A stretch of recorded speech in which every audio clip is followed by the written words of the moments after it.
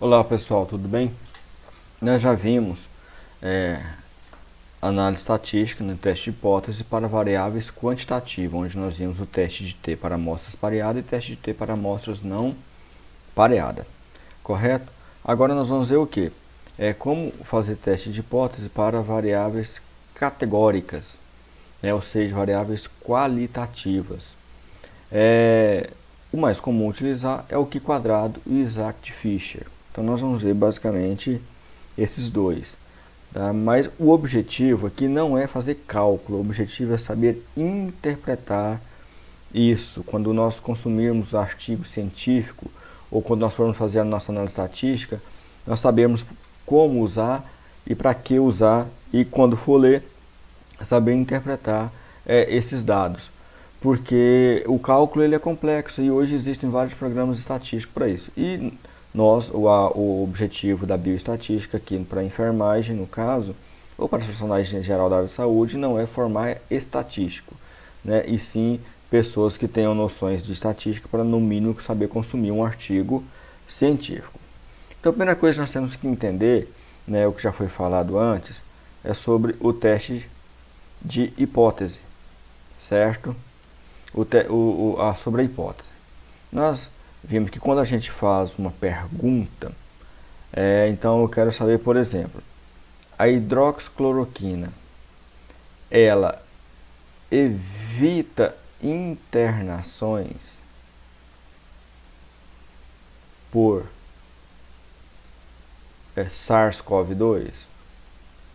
Ou seja, a hidroxicloroquina, ela evita a pessoas que tomam hidroxicloroquina, quando ela tem infecção pelo COVID, quando ela tem COVID e ela toma hidroxicloroquina, isso diminui a internação? Então, para a gente saber isso, nós vamos ter que comparar. Nós vamos pegar pessoas, né? Pessoas que foram contaminadas por SARS-CoV-2 com COVID e dar hidroxicloroquina. Pegar pessoas com COVID e fazer o que? Não dar hidroxicloroquina, dar outro tipo de tratamento. E aqui nós vamos avaliar o desfecho, ou seja, a proporção de internação, certo? Então, a primeira coisa que a gente vai falar é sobre, vamos usar esse exemplo aqui da hidroxicloroquina. Nós temos que elaborar o que? Duas hipóteses. Qual é a primeira hipótese? A primeira hipótese é que hidroxicloroquina, tá, não interfere na internação, não interfere na internação, ou seja, ela não diminui a internação em UTI. Essa é a hipótese de nulidade. E a hipótese alternativa, que é a hipótese 1, a hidroxicloroquina, ela o que? Diminui, né, a internação em UTI. O que nós vamos fazer? Para a gente ter certeza disso, nós vamos avaliar a proporção de pessoas que tomaram hidroxicloroquina e foram para a UTI e a proporção de pessoas que não tomaram hidroxicloroquina e foram para a UTI. Vamos ver se essas proporções elas são iguais ou não. Né? Para isso eu vou aplicar um teste de hipótese. No caso aqui eu vou aplicar o teste de Q². Porque qual é o objetivo? O objetivo é ou eu aceito a primeira hipótese, não interfere, ou eu aceito a segunda hipótese. Porque um dos problemas que nós temos é o seguinte, é cometer o erro. Você imagina o seguinte, se hidroxicloroquina, né, não diminui internação em UTI, não diminui, e eu falo, ela diminui. Você imagina, então eu estou cometendo um erro. Eu estou falando, ela não diminui, eu estou falando que ela comete. Então isso é chamado de erro tipo 1. O que é o erro tipo 1? É eu aceitar é eu rejeitar a primeira hipótese, a hipótese de nulidade, quando na verdade ela é verdadeira. Ou seja, o erro tipo 1 é o quê? O erro tipo 1 é quando eu aceito a hipótese de nulidade, quando ela não é verdadeira.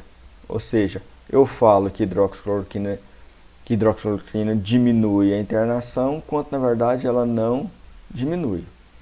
Mas também eu posso falar o seguinte, eu falo que a hidroxicloroquina, ela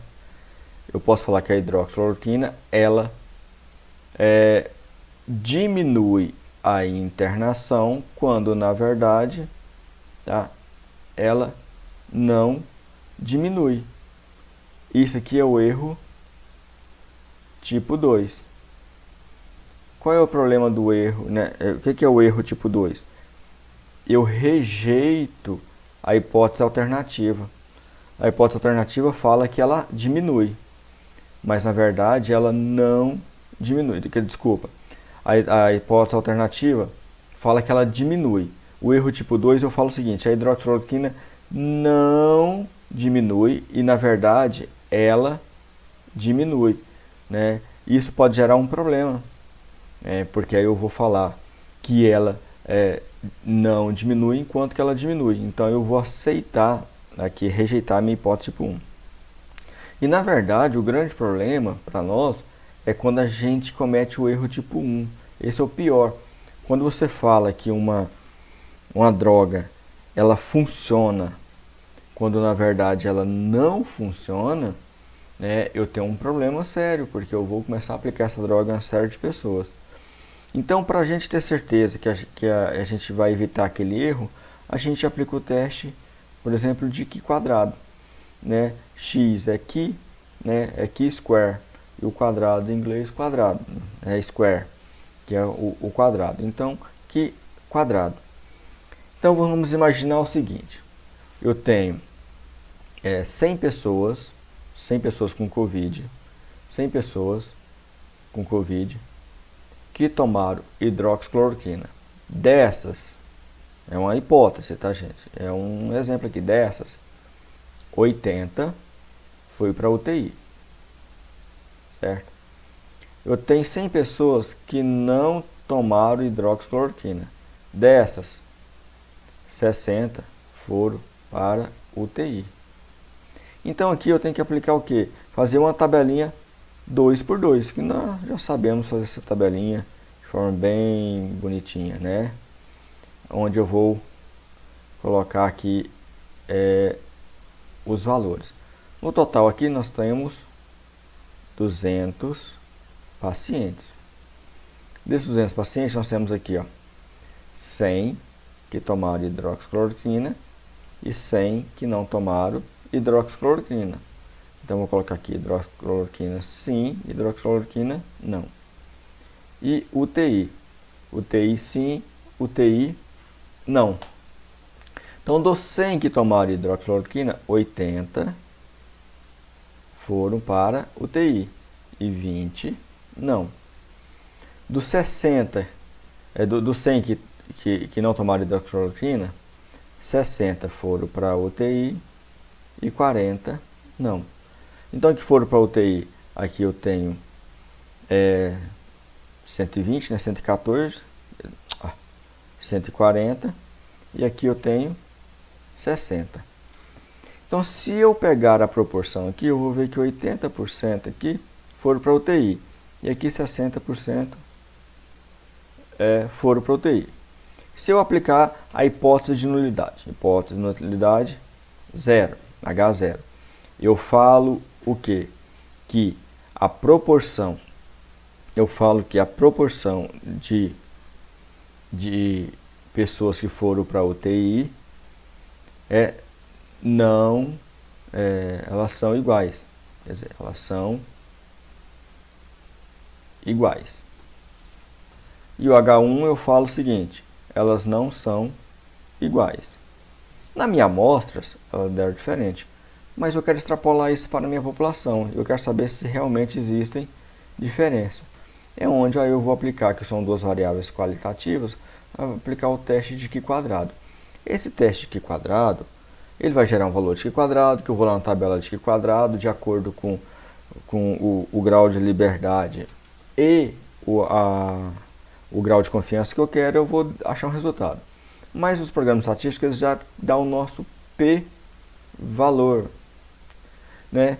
E aí eu acho esse P. Então eu determino, olha, eu quero que tenha uma confiança de 95% ou um alfa de 0,05, ou seja, eu quero um erro máximo de 5%. Então eu falo que eu quero um P de 0,05. Então eu quero um P menor do que 0,05. Então tudo aquilo que eu fizer de Q² e o P der menor do que 0,05, eu falo que realmente essas duas proporções elas são diferentes. Então você imagina o seguinte, você não sabe, e aí você achou um P que vai ser igual a 0,02. Eu não fiz cálculo, tá, gente? É um teste hipotético. P menor 0,02 é menor do que 0,05? Sim. Então, na verdade, apesar da diferença ter sido ter ocorrido na minha amostra, ela também ocorre na minha população. Então, existe diferença e isso é estatisticamente significante. Ah, não, eu achei um P e esse P na verdade é 0,3. 30, vamos colocar aqui. 0,30 é maior que 0,05. Então, na verdade, esse P aqui, fala que essas amostras elas são iguais, na minha população. Então, elas não são estatisticamente diferentes. Elas deram diferente na minha amostra, mas na minha população ela não se repete. E, na verdade, foram isso que os estudos observaram. Eles aplicaram vários testes estatísticos, vários, acharam um P e todos os P's que quando comparou quem tomou hidroxicloroquina com quem não tomou hidroxicloroquina, foram maior do que 0,05. Ou seja, não houve diferença estatisticamente significante entre quem tomou hidroxicloroquina e quem não tomou hidroxicloroquina. Com isso, eu posso afirmar que hidroxicloroquina ela não apresentou nenhuma eficácia para evitar que pessoas infectadas por SARS-CoV-2 fossem para a UTI. Então, foi isso que os estudos mostraram. Então, pessoal, para a gente entender melhor, então essa análise categórica significa o quê? Trata-se de um estudo de frequência de um determinado fator entre duas populações mediante um evento determinístico. Então, eu quero saber o seguinte, eu achei duas proporções e eu quero saber se essas duas proporções são iguais ou diferentes na minha população. O estudo de frequência é feito através de uma matriz simples e clara, a matriz 2 por 2, a famosinha tabela 2 por 2. E aí tem umas regrinhas. O teste usado é o Q², quando as minhas amostras são maiores do que 20 pacientes. Quando menores que 20, deve-se usar o que? O teste de Fisher, que vai dar o mesmo resultado. Então, o teste de Q² é teste para dados categóricos para ser realizado entre duas amostras independentes em um dado momento para se verificar as diferenças entre duas proporções. Então, quando é que eu vou usar o teste de Q²? Primeiro, quando a variável for qualitativa, ou categórica, certo? Esse é um critério.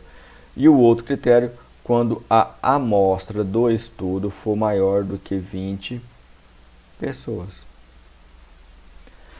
E se não for maior que 20, for menor que 20, aí eu vou usar o teste de Fisher, que eu vou interpretar da mesma forma com o P.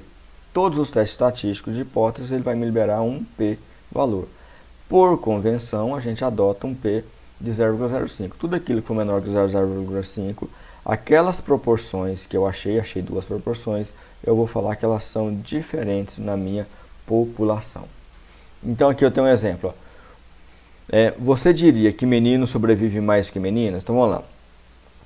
Eu tenho aqui 17 meninas, certo? Dessas, 10 são sobreviventes e 7 não sobreviventes. Então, Das 17, 7 é não sobrevivente. Eu tenho aqui quantos meninos? Eu tenho 33 meninos. 17 são sobreviventes e 16 não são sobreviventes. Qual é a proporção, então, de sobrevivente entre meninos e meninas? Então, vou fazer aqui a proporção de sobrevivência. A proporção de sobrevivência no sexo feminino. Vai ser quanto? 58%. Vou colocar aqui 59%. Vamos arredondar. O teste de sobrevivência no sexo masculino, né? Deu 51,5%. Vamos colocar aqui 52%. Então, por essa amostra aqui, nós vimos que meninas sobrevivem mais do que meninos. Então, porque a proporção de sobreviventes foi maior.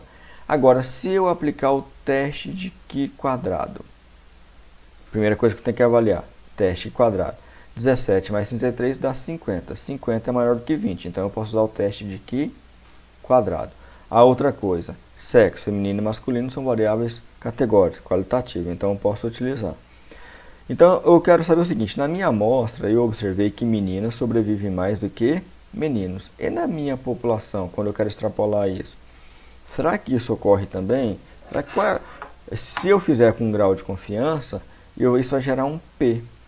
Se o P que eu achar aqui entre essas duas variáveis for menor do que 0,05, eu posso afirmar com 95% de chance de certeza que meninas sobrevivem mais do que meninos naquela população de onde foi retirada essa amostra. Isso também vale para o teste de Fischer. Quando eu fizer o teste, se for menor do que 20, eu vou usar o teste de Fischer e vai me falar a mesma coisa. Então, o teste quadrado eu tenho aqui, ó, essa formulazinha. É uma fórmula complicada, que quando eu tenho que achar o observado, eu tenho que fazer várias regras de 3 e dar uma conta bastante grande.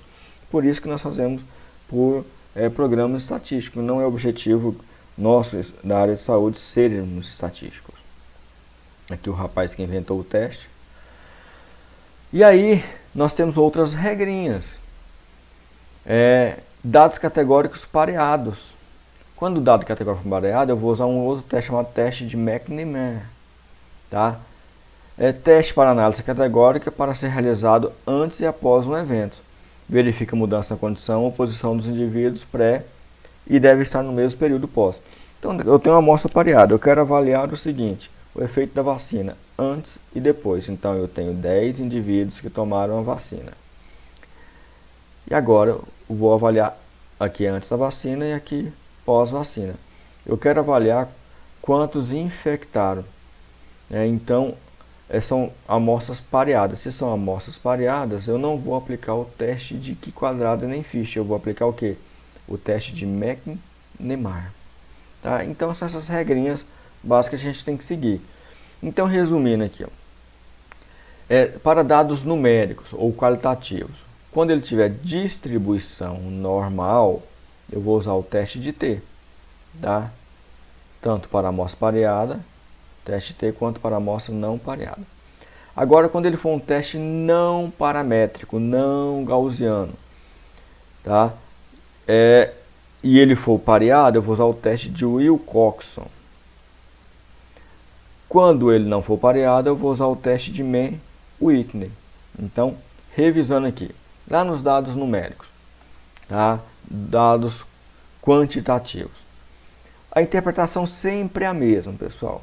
Eu vou ver se o P deu menor do que 0,05. Quando eu colocar que eu quero um alfa de 0,05. Se eu colocar um alfa de 0,01, o P vai ter que dar menor do que 0,01 para eu considerar estatisticamente significante. Então, o que acontece? Eu achei duas médias, certo? Duas médias. E eu quero saber se essas médias são iguais ou se essas duas médias são diferentes. Se o P der maior ou igual a 0,05, eu falo que elas são iguais. Se o P der menor do que 0,05, eu falo que eles são diferentes. A diferença é o que? Eu tenho que observar alguns regrinhas. O dado é numérico. Ele tem distribuição normal. Se tem distribuição normal, eu vou aplicar o teste de T. Se a minha amostra ela é pareada, eu vou aplicar o teste T para a amostra pareada. Se não é, eu vou aplicar para a amostra não pareada. Não, ele não é um teste gaussiano, ele não é um teste paramétrico. Ele não tem distribuição normal. É um teste não paramétrico, tá? Não gaussiano. Eu vou usar aqui, ó, se for amostra pareada, teste de Wilcoxon. Se for não pareado, o teste de Mann-Whitney. Se lá no programa estatístico, você só vai escolher esses programas, o que você vai ter que fazer, ok?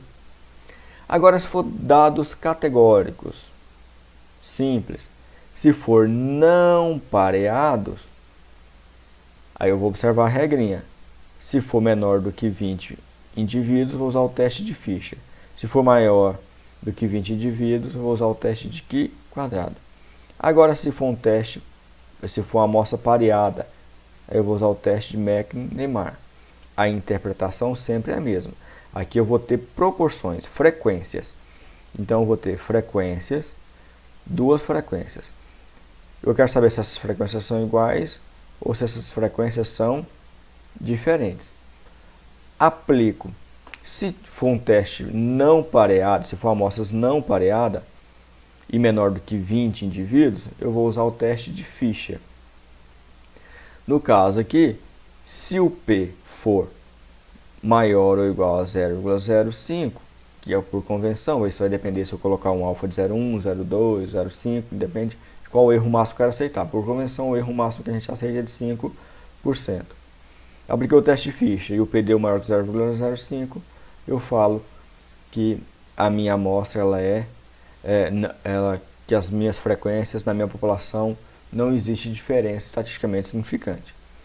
Não, o P deu menor do que 0,05. Mais uma vez ressalto, se eu colocar um erro máximo aceitável de 5%, um alfa de 0,05, aí eu posso falar que aquelas frequências na minha população apresentam diferença estatisticamente significante.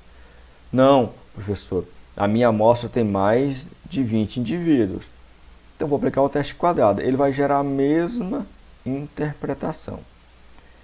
Não, professor, na verdade, o meu dado são categóricos, mas a minha amostra ela é pareada, então vou aplicar o teste de Meck-Neyman. A interpretação é a mesma. Certinho, pessoal? Então, é só isso. O objetivo é saber interpretar. Ok? Muito obrigado a todos.